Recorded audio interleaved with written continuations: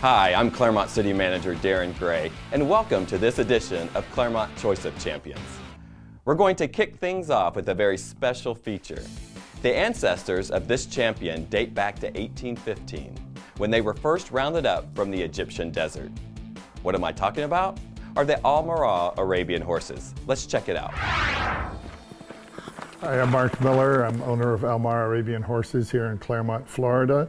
We're happy to be here. We moved here about 2 years ago, and this group of horses that we brought it has been a family together for 200 years, starting in the Arabian desert and going to England, then to the United States, and this is the third location in the United States for them. So it's an honor to be here in Claremont, and we're happy to bring our champions to the home of champions. I grew up in Maryland and moved down here to go to Rollins College in the mid-'60s, and I've loved it down in the Orlando area ever since. I had a horse farm in Gainesville during the 80s, and I closed that down and moved to Orlando to open Arabian Nights dinner attraction, where I wanted to show the public in general the magnificence of this band of horses and all the different things it could do. Of course, we also had another 12 breeds of horses at Arabian Nights, but since all riding horses come from the Arabian historically, I felt like it was just our extended family there. Arabian Nights opened up on February 29th, 1988. We're a leap year baby, and we stayed open for 26 years. We did over 10,000 shows and showed our horses to more than 10 million people. We felt like it was a great run, but it was always a labor of love. It was never that we did a show that was good enough. We always wanted to do something just amazing. And because of the number of shows that we did and the fact that nobody in my family really wanted to carry it forward after me, when my mother passed away a couple years ago, I decided to close Arabian Nights so I could concentrate on making this herd successful for another generation. I'm the sixth person in the third family to have this in the last 200 years. And I take my stewardship of this herd very seriously. My mother's name was Basie Tankersley. I won't tell you her first name because she hated it, but she was always known as Basie. She was absolutely a legend in the equine world. She was originally from Chicago. Our family had a newspaper in Chicago, Chicago Tribune, and her maiden name was McCormick, and it's a pretty big name in Chicago. And she came from a hugely political family. My grandfather was a U.S. Senator. My grandmother was the first woman ever elected statewide to Congress of the United States. You know, she came from this heritage of politics and power and all this kind of thing. But she always loved horses. I mean, it was just something where the bug bit her. And so while she had all these other things to do in her life, the one thing that was true to her life was her love of horses, and that was her recreation, and it was her passion. But these horses are my family. You know, they've actually been in my family longer than I have. The farm started in 1942. I wasn't born until 1947. And so their heritage is more associated with my mother than I am. I mean, longer associated than I am. And while I've been active as a breeder for a long time, I believe my mother was the best breeder of horses, not just Arabian horses, in the world for probably 50 years, maybe more. By the mid-50s, she was the best horse breeder there was. And that lasted until the day she died. The number of amazing things she accomplished with our herd is unparalleled in equine history, as far as I'm concerned. And she started to teach me what to do with this herd when I was 10 years old. The whole history of these horses is just incredible. We finished up the year winning 13 national championships in Idaho at the Sport Horse Nationals. The next day, they had a 100-mile endurance race, and we won that. that was as important as the other 13 combined, because these are desert horses. The Bedouins used to go 100 miles on these horses and then go to war after 100 miles. They're amazing athletes, and we never want to lose that. That's part of our core, that we make these just phenomenal athletes. And what's really cool is we can do that and they're still drop dead gorgeous. You can train them because they're smart and they're willing and they want to be your partner. And those are the 3 parts of an Almara Arabian horse. They gotta be strong, they gotta be beautiful, and they gotta love you. We're here, we're a resource, and if you want to come see us, because there is no prettier place to spend an afternoon than at this farm, and there's no admission to do it, so come see us. We are proud to be the home of these legendary Arabian horses. If you'd like more information or would like to meet these horses up close, call 407-301-0800 or go to the website listed below. We'll be right back with some more horsepower. We're taking an up-close look at one of the coolest outdoor adventures here in Central Florida, and it's right here in Clermont. Did you know early residents made good use of the famous Clermont chain of lakes? There was even a steamship line that carried passengers, lumber, and produce around the city's beautiful waterways, as seen in this photo from 1902. Are you and your family looking for fun, outdoor adventure? Well, then you don't want to miss our next story. We're taking you behind the wheel at Revolution Off-Road. Hang on tight. Hi, my name's Kevin Jowett and I'm the owner of Revolution Off-Road. We're an off-road adventure park based just outside of Clermont, Florida.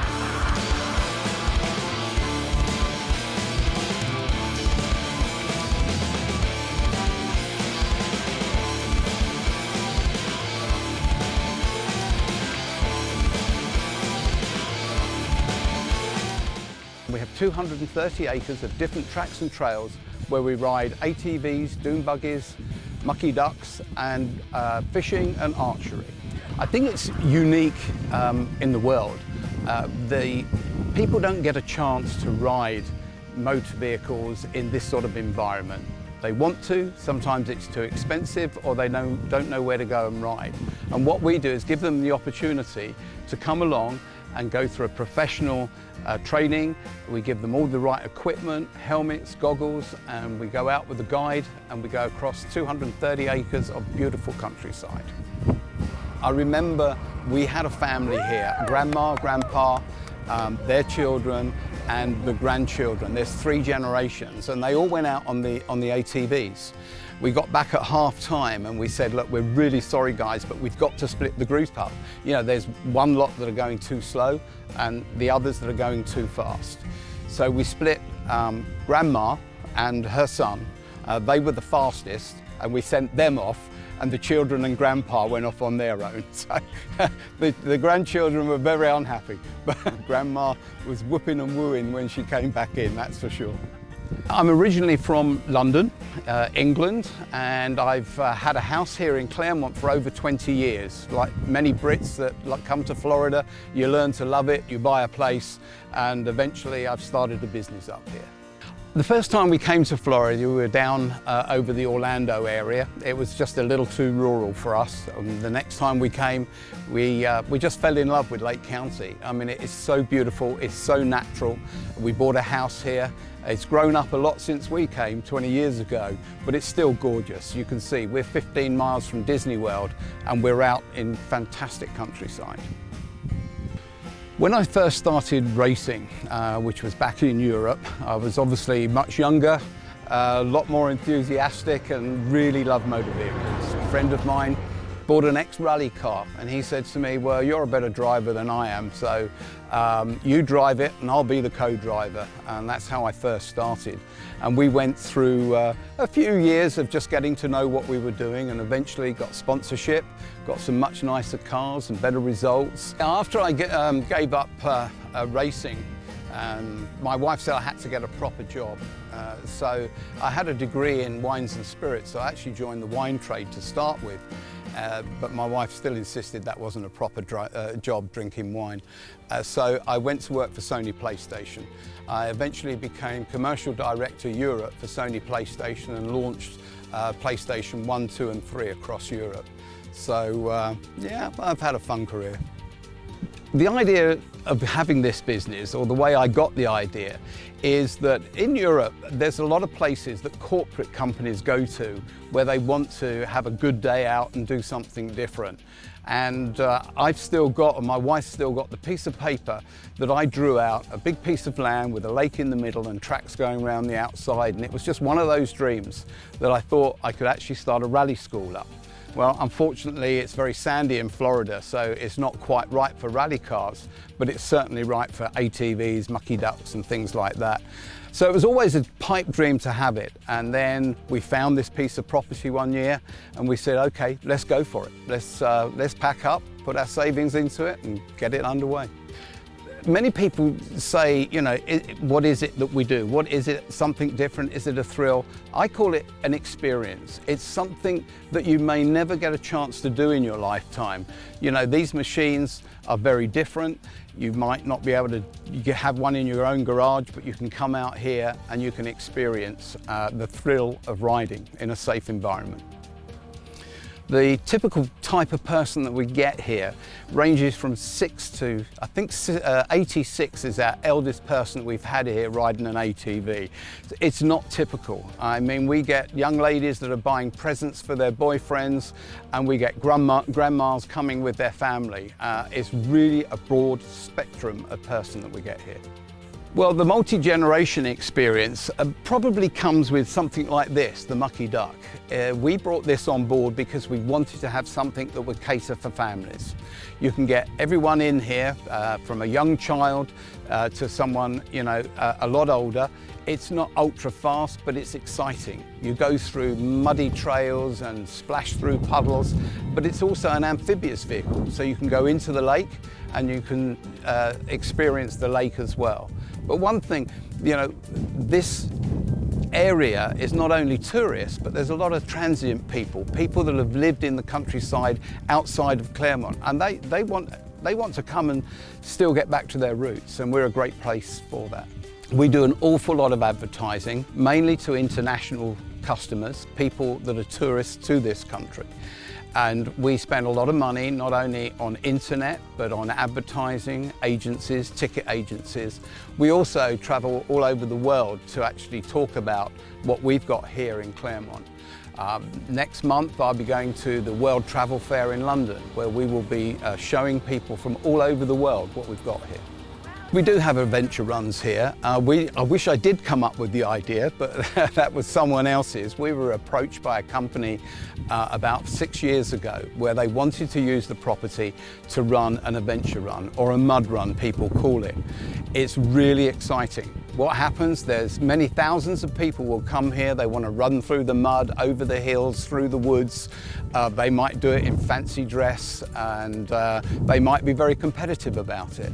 But they come here as a day out, and it's great fun. We're an ideal venue for it. We have 230 acres of different tracks and trails that they can use.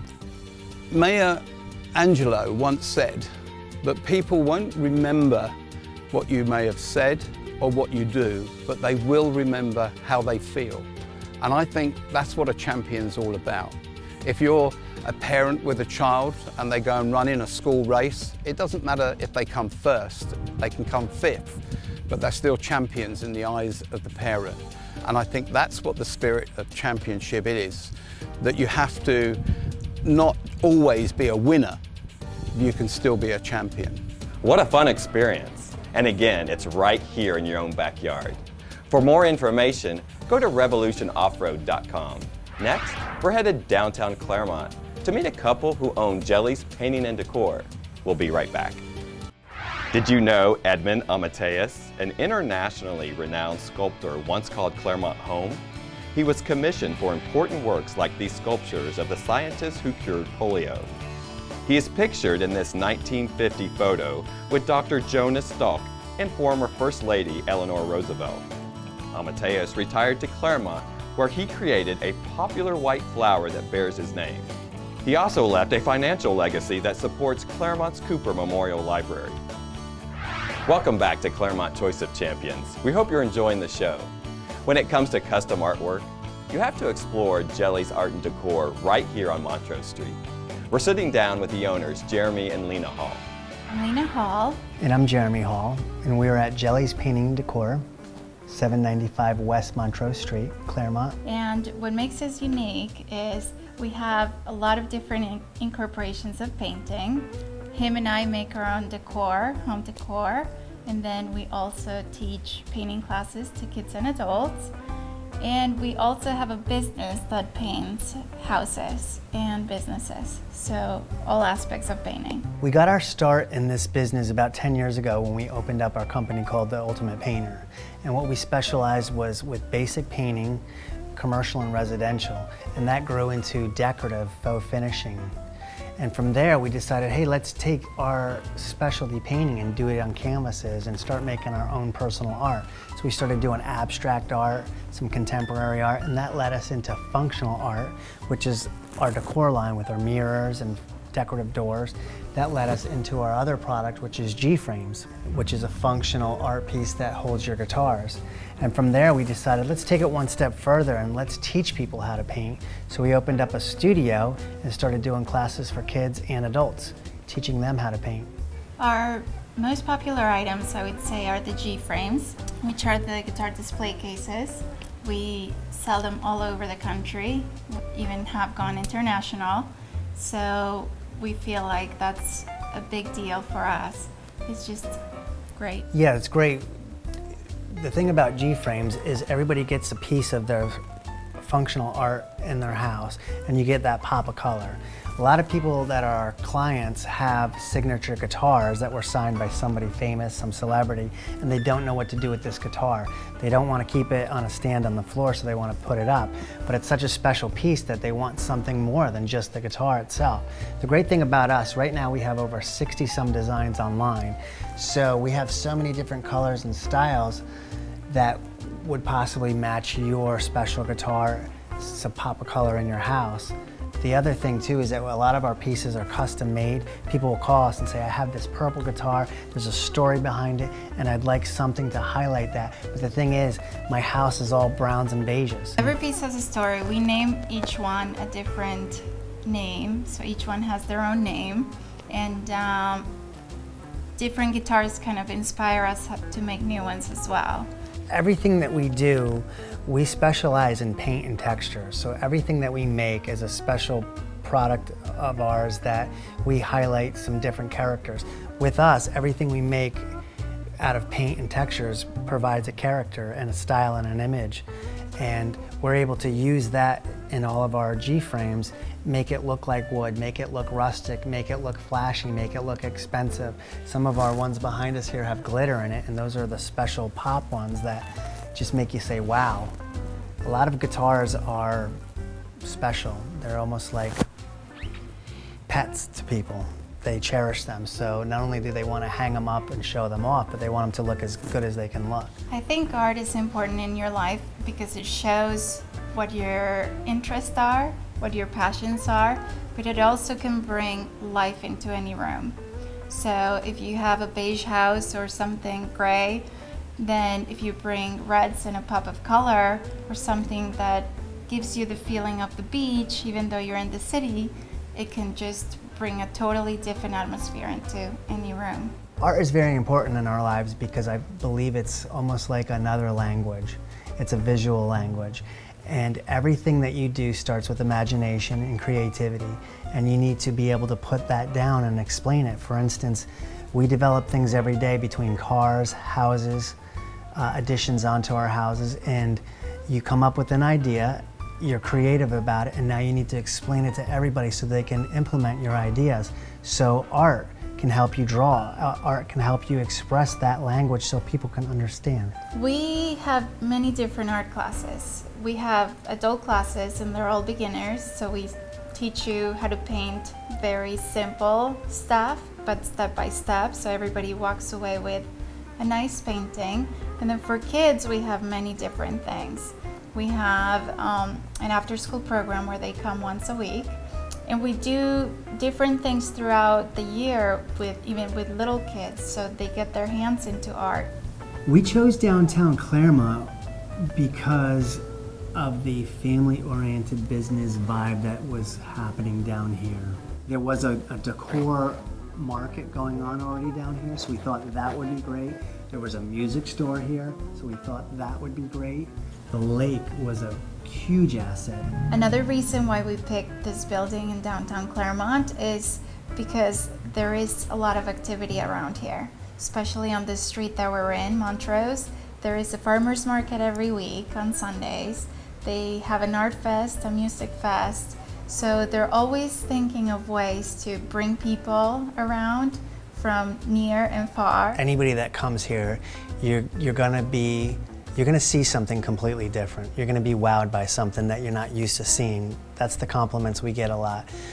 If you come and do one of our painting classes, you're coming for an experience. You're leaving with an experience. You're hanging that experience up and you're always gonna remember it.